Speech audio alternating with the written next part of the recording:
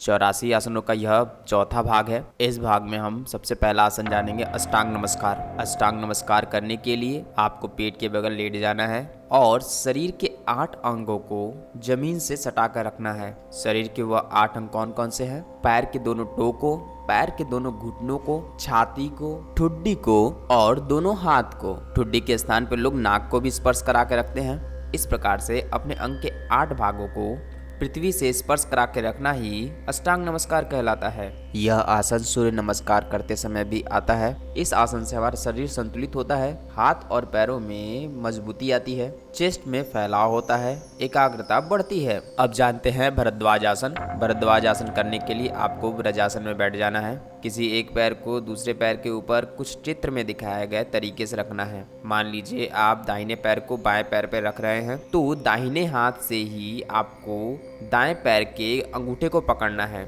हाथ पीठ के पीछे से होकर जाएगा और बायां हाथ दाहिने पैर के घुटने के पास आ जाएगा, गर्दन पीछे की तरफ मुड़ जाएगा। इसे ही भरद्वाज आसन कहते हैं।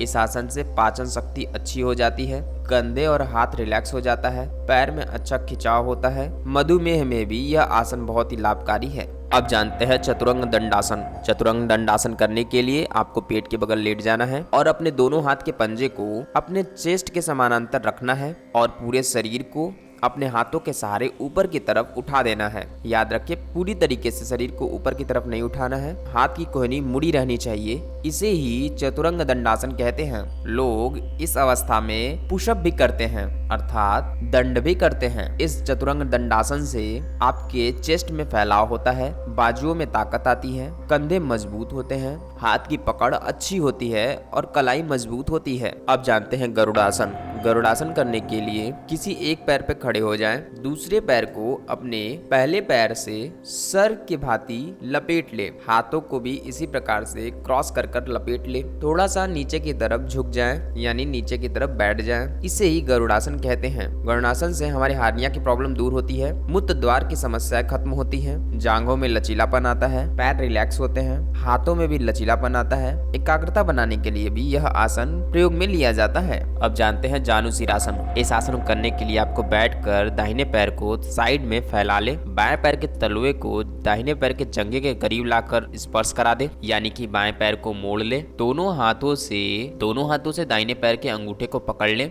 नाक को घुटने से स्पर्श करा दे। इसे ही जानुसीरासन कहते हैं। इस आसन से हमारी पाचन शक्ति अच्छी होती है, पैर और हाथ में लचीलापन आता है, जांघें मजबूत होती हैं, कमर में रक्त प्रवाह सही तरीके से होने लगता है। अगला जानते हैं परिघासन। परिघासन करने के लिए एक पैर के घुटने पे आप खड़े हो जाएं, दूसरे पैर को साइड में फैला दें। जिस साइड आपने पैर को फैलाया है उसी साइड आपको झुकना है। जो पैर आपने साइड में फैलाया है उसी हाथ से उस पैर को पकड़ लें। दूसरा हाथ आसमान में ऊपर की तरफ होते हुए चंद्राकार आकार बनाएगा, कुछ वीडियो में दिखाए गए तरीकों के हिसाब से। इसे ही परिघासन कहते हैं। यह आसन सांसों की प्रॉब्लम को दूर करता है, पैर और हाथ के मांसपेशियों में अच्छे तरीके से खिंचाव लाता है, जिससे कि वह लचीला और मजबूत बनता है। अब जानते हैं नौकासन। नौकासन करने के लिए आपको पीठ के बल लेट जाना है, कमर के सहारे पूरे शरीर को ऊपर की तरफ उठा देना है और नौके की तरफ बन जाना है।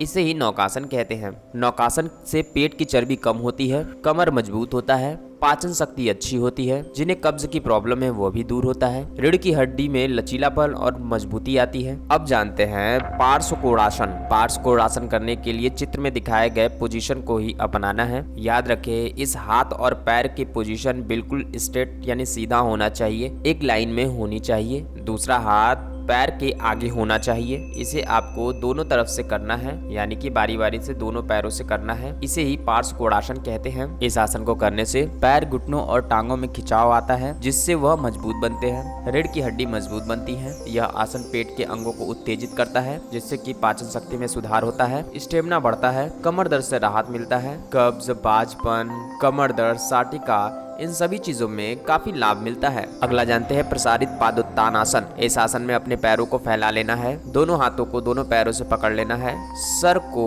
नीचे की तरफ झुका देना है। इसे ही प्रसारित पादोत्तान आसन कहते हैं। इस आसन से आपके जंघे मजबूत होते हैं, कमर में लचीलापन आता है, रीढ़ की हड्डी मजबूत होती है, श्वास की समस्या दूर होती है और शरीर में एकाग्रता बनी रहती है। अब जानते हैं वशिष्ठ आसन। वशिष्ठ आसन करने के लिए आपको अपने एक हाथ और अपने एक पैर से साइड से होते हुए शरीर को ऊपर रखना है और हाथों को एक दूसरे के सीध में रखना है। इसे ही वशिष्ठासन कहते हैं। इस आसन से आपके सर्वाइकल की प्रॉब्लम दूर होती है, हाथों को सही तरीके से आकार मिलता है, हाथों में मजबूती आती है। अब जानते हैं उपविशाकोणासन। उपविशाकोणासन के लिए अपने पैरों को फैला ले, सर और हाथ को जमीन पर स्पर्श करा दे, जिस प्रकार से इमेज में दिखाया जा रहा है। इसे ही उपविशाकोणासन कहते हैं। इस आसन से हमारे कमर मजबूत होती है, रीढ़ की हड्डी में लचीलापन आता है, रक्त प्रवाह सही तरीके से कार्य करने लगता है, पैर के जंघों में खिंचाव आता है जिससे कि पैर के जंघे मजबूत हो जाते हैं, मस्तिष्क में रक्त प्रवाह बढ़ जाता है। तो दोस्तों इस वीडियो में इतना ही। आपको हमारा यह वाला भाग कैसा लगा आप हमें अवश्य बताएं। अगर आपको यह वीडियो पसंद आया तो एक लाइक अवश्य करें, पसंद नहीं आया तो डिसलाइक करें। नेक्स्ट वीडियो मिलते हैं इसके अगले भाग में, तब तक के लिए bye bye, thank you for watching.